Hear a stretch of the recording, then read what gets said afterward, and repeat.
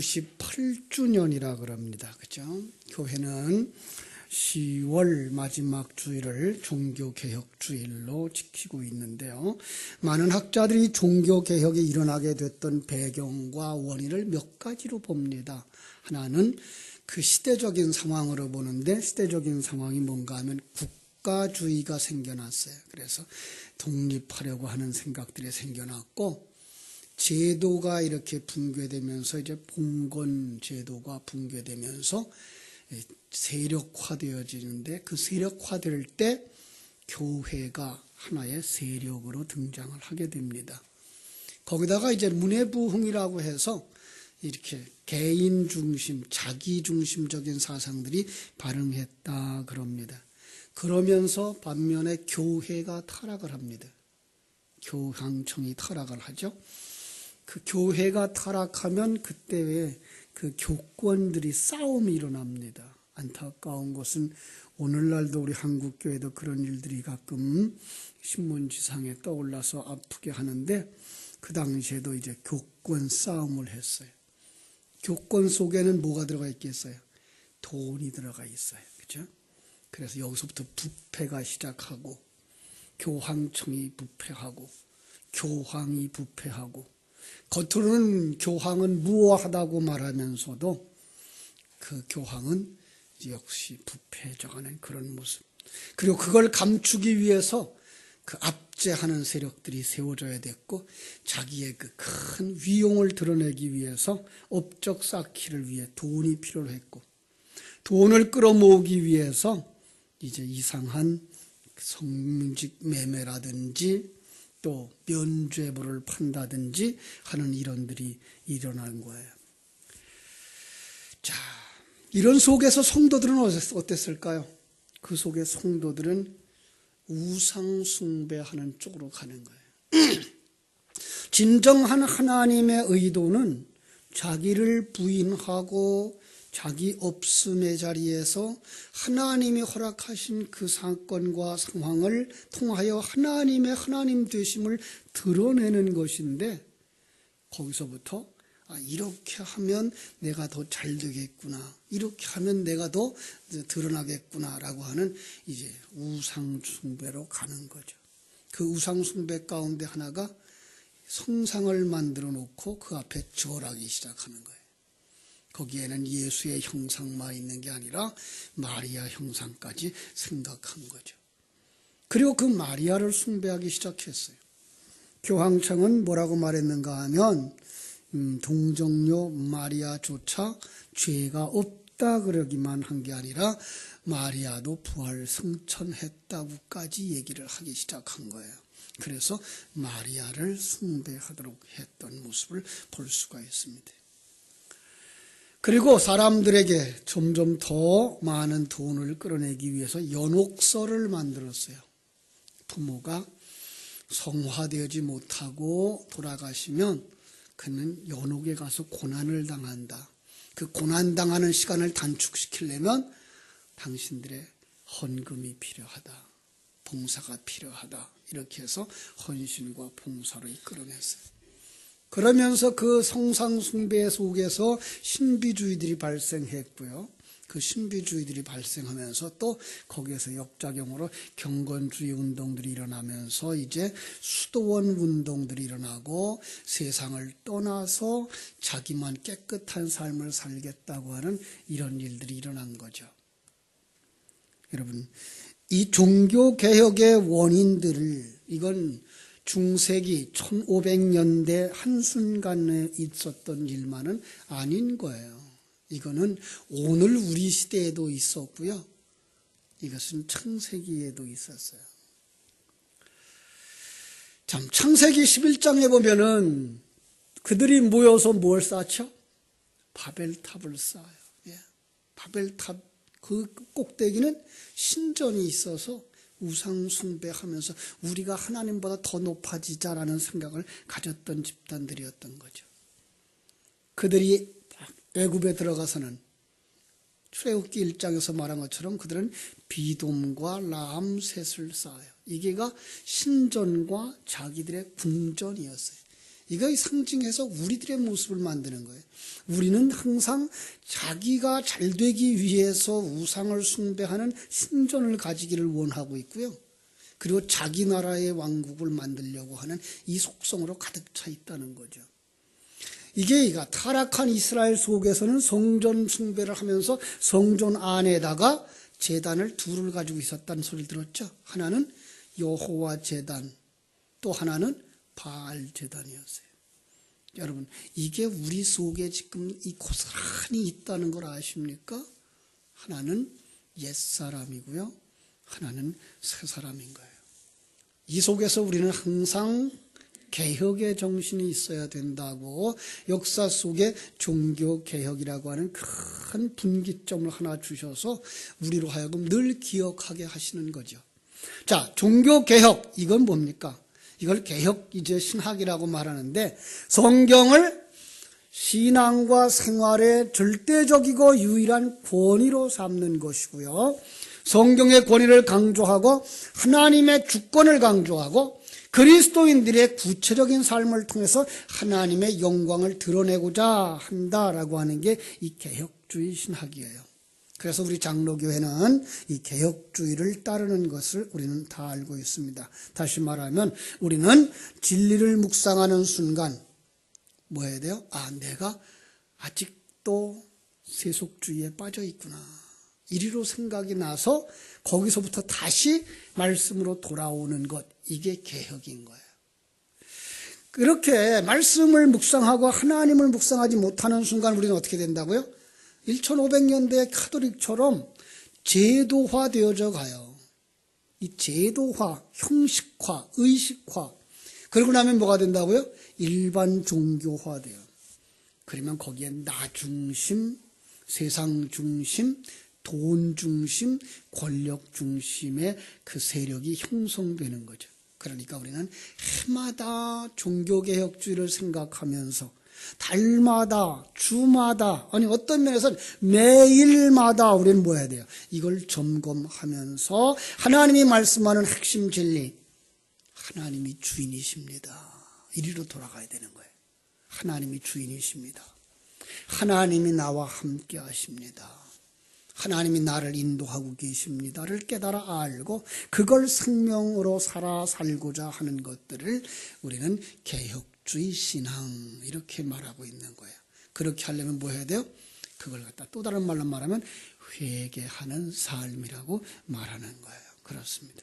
그래서 성경 속에서 항상 이런 성도들에게 요구하는 게 뭡니까?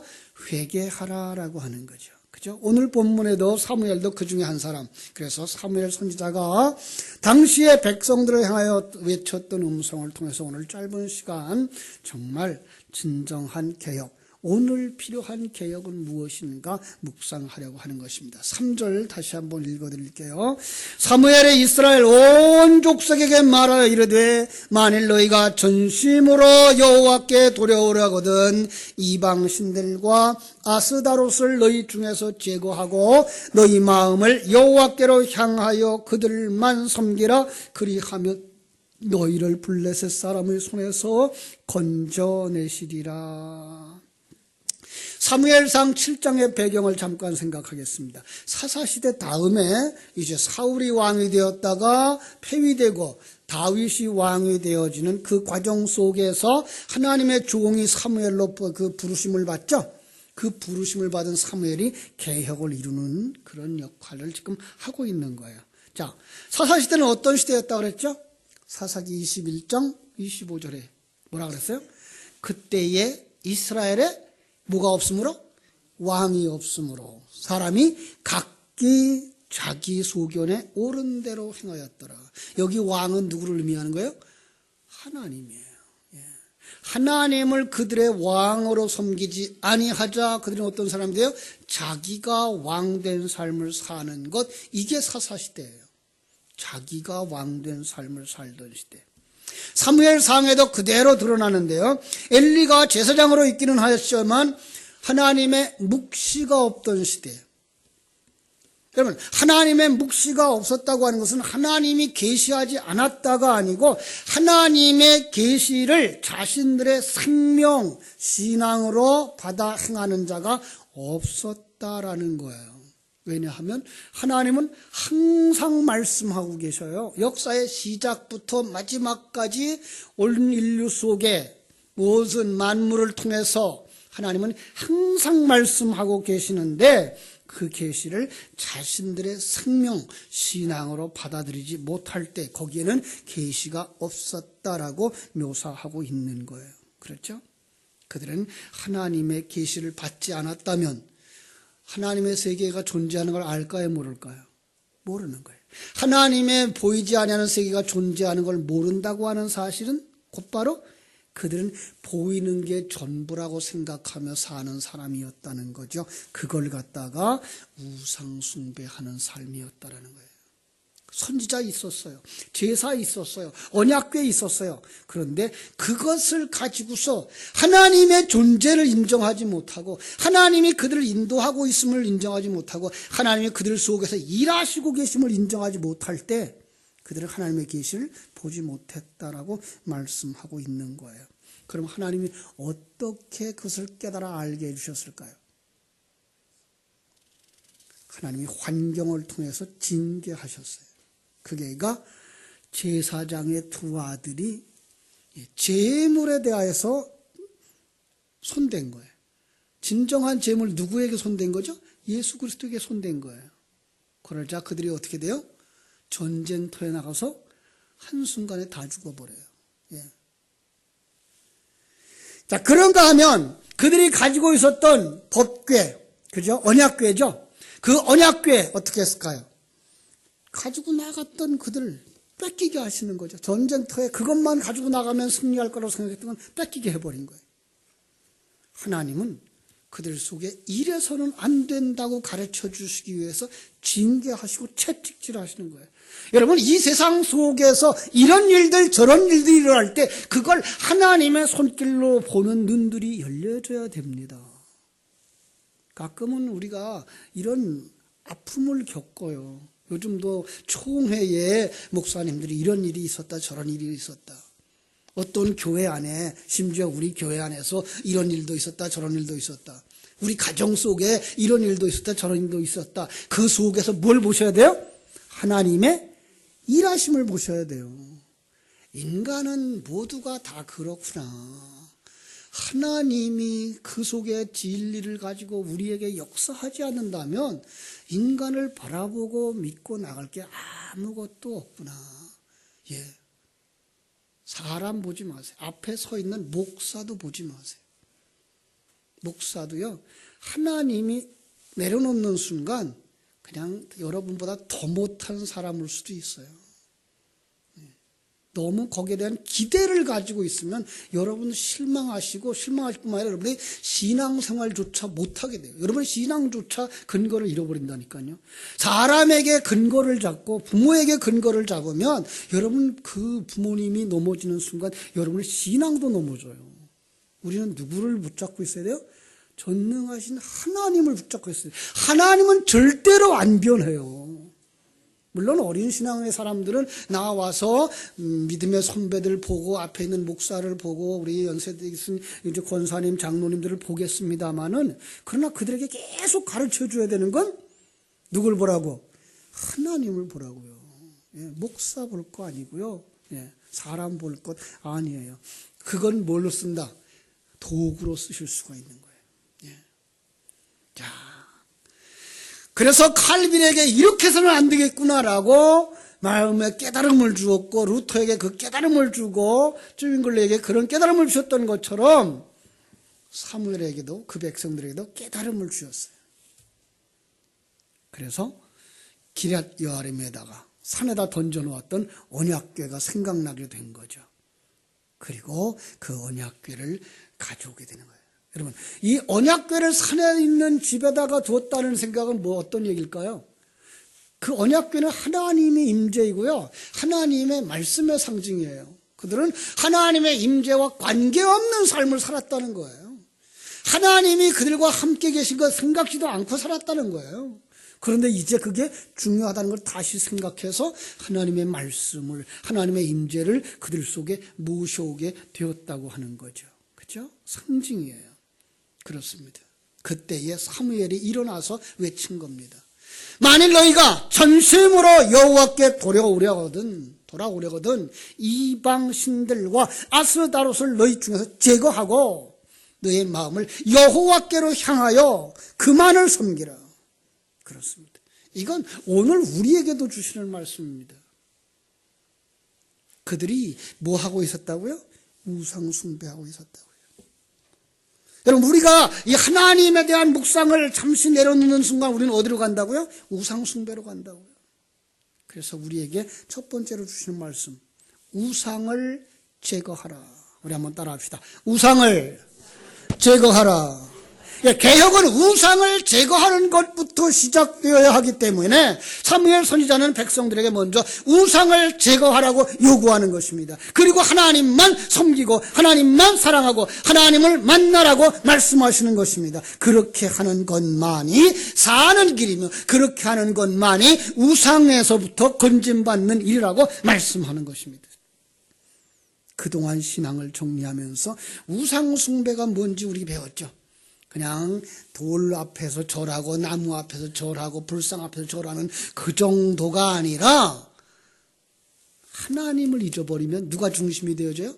내가 중심이 되어지고 내가 주인이 되어져서 나보다 어떤 강한 세력, 그것이 바알이든 알라든 삼신할머니든 심지어 하나님이라고 하는 것까지도 누구를 위해서? 나를 위해서 내 계획을 이루고 내 뜻을 이루고 내 행복을 채워달라고 그에게 손 벌리고 뿌리 뻗치는 것, 그에게서부터 양분을 받아서 자기 생명을 채우는 것, 그게 그 마음, 그 행위, 그 사상이 뭐예요? 우상숭배라. 그래서 골로새서 3장 5절은 탐심이 곧 우상숭배라 이렇게 말씀하는 거예요. 하나님은 이렇게 말씀하십니다. 하나님께로 향하고 오직 그만 섬기라. 우리 한번 따라합시다. 하나님만 섬기라. 마음을 하나님께로 향한다고 하는 것은 좌우로 치우치지 아니하고 우리의 푯대가 되시는 하나님만 바라보고 그 하나님만 섬기라는 것입니다.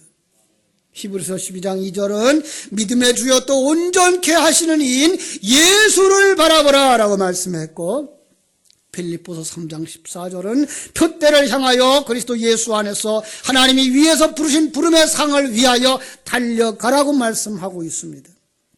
한 사람이 두 주인을 섬길 수 있다 없다? 없습니다. 머뭇머뭇거릴 시간이 없습니다. 열왕기상 18장 21절에서 엘리야는 모든 백성들에게 너희가 어느 때까지 둘 사이에서 머뭇하려느냐? 옛사람 쫓아가다 새 사람으로 돌아왔다. 옛사람 쫓아갔다 새 사람으로 돌아왔다. 언제까지 할 것이냐? 바알이 만일 하나님이면 그를 따를지니라. 만일 하나님이 진정한 너희들의 신이라고 생각하거든 그를 따르라. 여러분, 우리는 하나님이 누군지를 알아야 된다 그랬어요. 하나님을 모르고 내가 하나님 믿습니다. 어디로 가기 쉽다고요?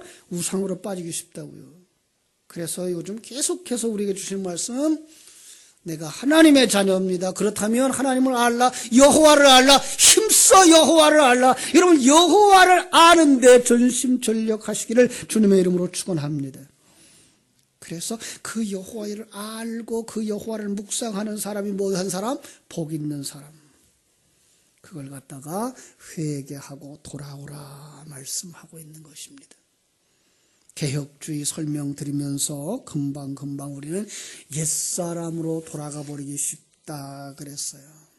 내가 주인이 되려고 그러고요. 내 잘난 체 하려고 그러고요. 그죠?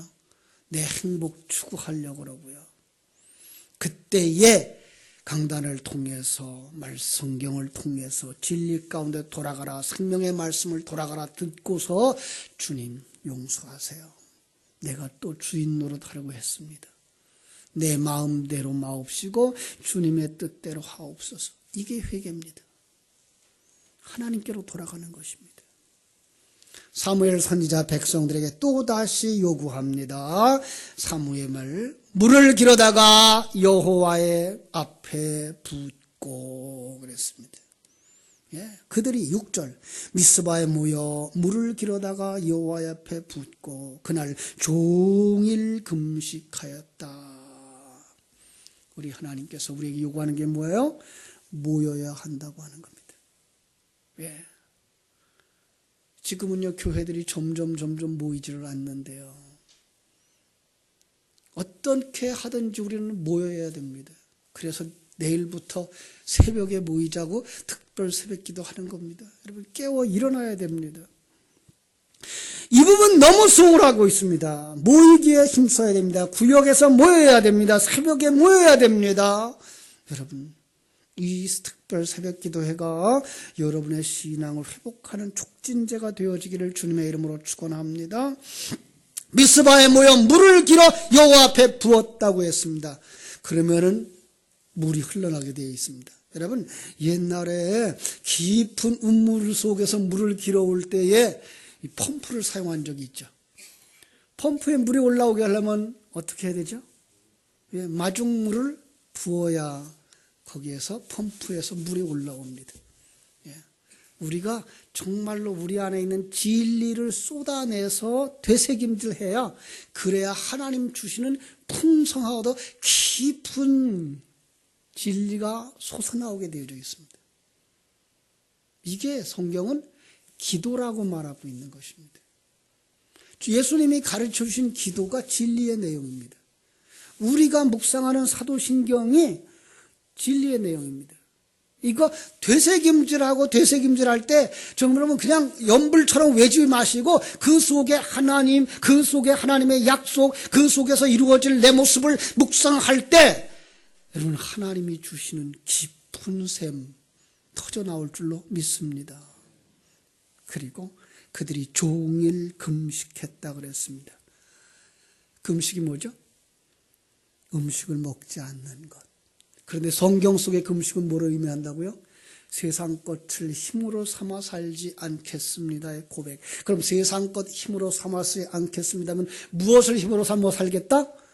하나님의 말씀을 힘으로 삼아 살겠습니다의 고백인 것입니다. 그렇습니다. 그런 사람들에게 하나님께서 풍성하도록 열매를 맺게 해 주실 줄로 믿습니다. 한번 특별 새벽 기도회를 통해서 여러분의 진리를 묵상하시고 모이시고 금식하셔서 그 속에서 아름다운 열매를 맺어질 때 다음 주에는 우리가 추수감사절로 지키는데 정말 풍성한 열매가 거두어지듯 여러분이 정령 풍성한 열매 되어져 하나님의 손에 들려지게 되어질 줄로 믿습니다. 기도하겠습니다. 하나님 우리 아버지, 하나님의 크신 은혜와 사랑을 감사하옵고 감사합니다. 하나님이 허락하신 귀한 은혜 속에 살아가는 저희들 다시 한번 주님을 깊이 묵상할 수 있는 특별 새벽 기도회를 내일부터 허락하실 텐데 그 속에서 진정한 개혁이 일어나게 하여 주시옵소서. 1517년에 있었던 종교개혁 한순간의 개혁이 아니라 우리는 매 해마다 매달마다 매주마다 매일마다 우상숭배하는 자리에서 일어나 하나님을 숭배하는 자로 하나님을 경배하는 자리로 나와야 할 줄로 믿습니다. 세상 것 좋아하지 말게 해주시고 하나님의 것을 힘으로 삼는 삶을 살아야 되겠습니다. 아버지 하나님, 우리 속에 있는 것을 내려놓고 참으로 마중물로 부어드릴 때에 하나님의 주시는 영원한 생명수를 마음껏 받아 누리는 자들이 되어야 하겠습니다. 그래서 정녕 저희들이 하나님 받으실 만한 아름다운 열매 되어져 주님 영광 나타내는 자들 되게 하여 주옵소서. 예수님 이름으로 기도하옵나이다. 아멘.